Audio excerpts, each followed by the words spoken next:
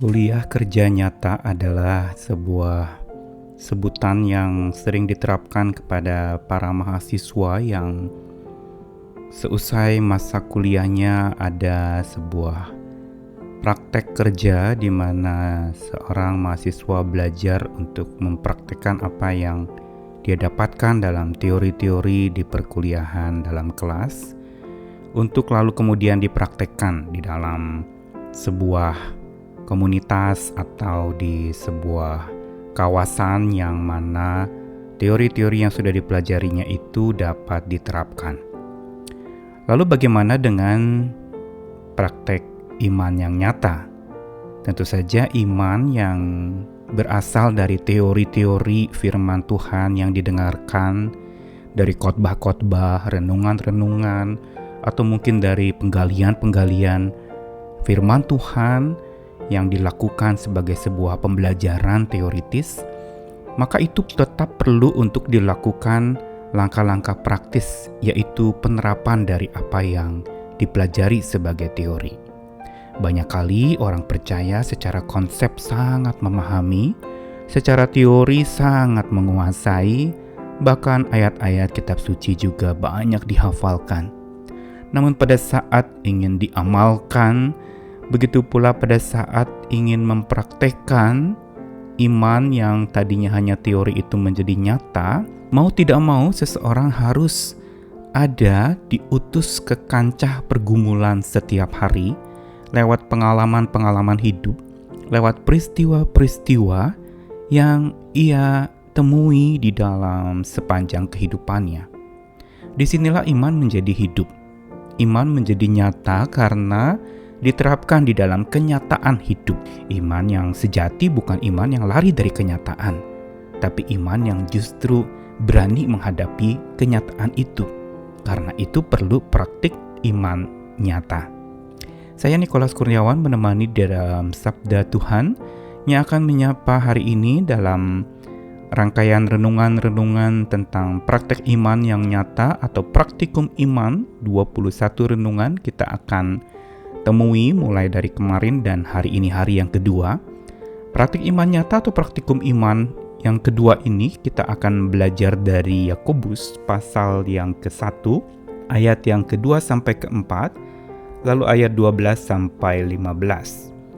Saudara-saudaraku, anggaplah sebagai suatu kebahagiaan apabila kamu jatuh ke dalam berbagai-bagai pencobaan. Sebab kamu tahu bahwa ujian terhadap imanmu itu menghasilkan ketekunan. Dan biarkanlah ketekunan itu memperoleh buah yang matang, supaya kamu jadi sempurna dan utuh tanpa kekurangan suatu apapun. Berbahagialah orang yang bertahan dalam pencobaan, sebab apabila ia sudah tahan uji, ia akan menerima mahkota kehidupan yang dijanjikan Allah kepada barang siapa yang mengasihi Dia. Apabila seorang dicobai, janganlah ia berkata pencobaan ini datang dari Allah, sebab Allah tidak dapat dicobai oleh yang jahat dan ia sendiri tidak mencobai siapapun. Tapi tiap-tiap orang dicobai oleh keinginannya sendiri, karena ia diseret dan dipikat olehnya. Dan apabila keinginan itu telah dibuahi, ia melahirkan dosa. Dan apabila dosa itu sudah matang, ia melahirkan maut. Surat Yakobus adalah surat yang sangat praktis berkaitan dengan iman yang nyata di dalam kehidupan sehari-hari.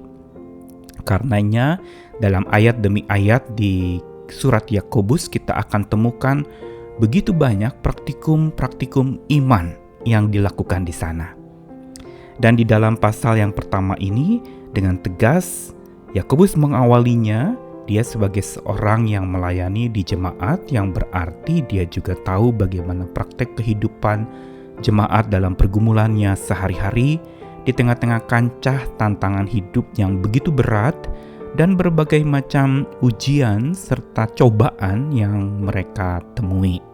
Ujian dan cobaan dua hal yang sesungguhnya berbeda secara arti kata. Cobaan adalah sesuatu yang menggoda, yang bersifat menjatuhkan. Tetapi ujian itu sebenarnya sesuatu yang dengan perspektif yang berbeda dipandang sebagai cara untuk seseorang malah menjadi dewasa. Seorang mengalami ujian iman lewat pencobaan-pencobaan yang dihadapinya. Dan karena itu ketika dikatakan saudara-saudara anggaplah sebagai satu kebahagiaan bila jatuh ke dalam berbagai pencobaan, jatuh ke dalam di sini bukan berarti jatuh di dalam pencobaan. Tetapi jatuh ke dalam pencobaan berarti seseorang itu berhadapan dengan pencobaan hidup yang sekaligus itu menjadi ujian terhadap iman. Dan ini yang Yakobus ingin katakan. Betapa pentingnya ujian iman itu, praktek iman yang nyata itu yang terjadi justru di saat begitu banyaknya pencobaan-pencobaan hidup. Misalnya saat hadirnya masalah pelik, di sini kita sedang diuji. Pada saat perasaan kita terobrak-abrik, terluka, kacau, kebingungan, apalagi mendengar banyak berita-berita yang mengkhawatirkan, yang menakutkan, rekan yang berpulang, yang sakit, yang tertular, yang begitu cepat secara mendadak Tuhan panggil pulang. Dan perasaan kita menjadi terobrak-abrik, menjadi gelisah, menjadi khawatir, padahal kitab suci mengatakan jangan khawatir, tetapi mau tidak mau sebagai manusia kita punya emosi menjadi khawatir. Begitu pula praktik iman yang nyata itu terjadi juga pada saat dimana hadirnya kesusahan yang bolak-balik menerpa hidup. Entah hidup kita sendiri atau kita melihat orang yang kesusahan datang menimpanya terus-menerus, bolak-balik gak habis-habis. Dilanda satu musibah, kena musibah kedua, lalu musibah ketiga, dan seterusnya. Disinilah sebenarnya ajang pergumulan iman yang begitu berat sekaligus ajang praktek iman yang nyata. Dan kita lihat bagaimana Tuhan melatih orang-orang beriman dalam kitab suci lewat pergumulan-pergumulan yang berat itu. Lewat masalah pelik, lewat perasaan yang terobrak-abrik dan kesusahan yang bolak-balik menerpa hidup mereka. Kenapa dikatakan berbahagialah bila kita berhadapan dengan pencobaan?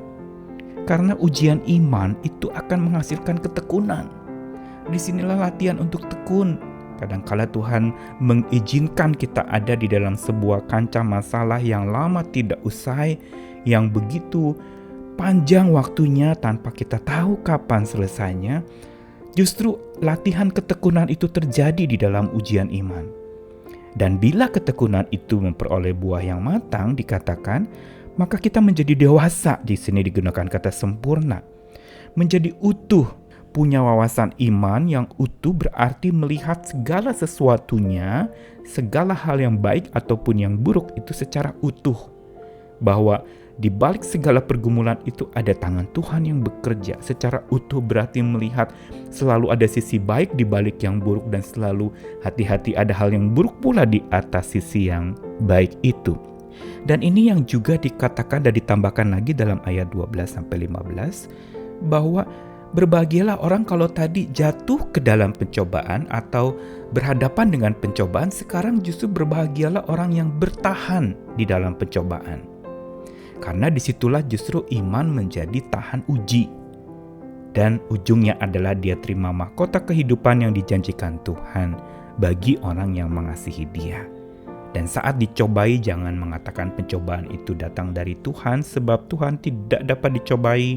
Dan juga Ia sendiri tidak mencobai siapapun. Dia menguji kita, tapi Dia tidak mencobai kita. Tuhan tidak menggoda kita agar kita jatuh, tapi Dia menguji kita agar terbangun iman kita.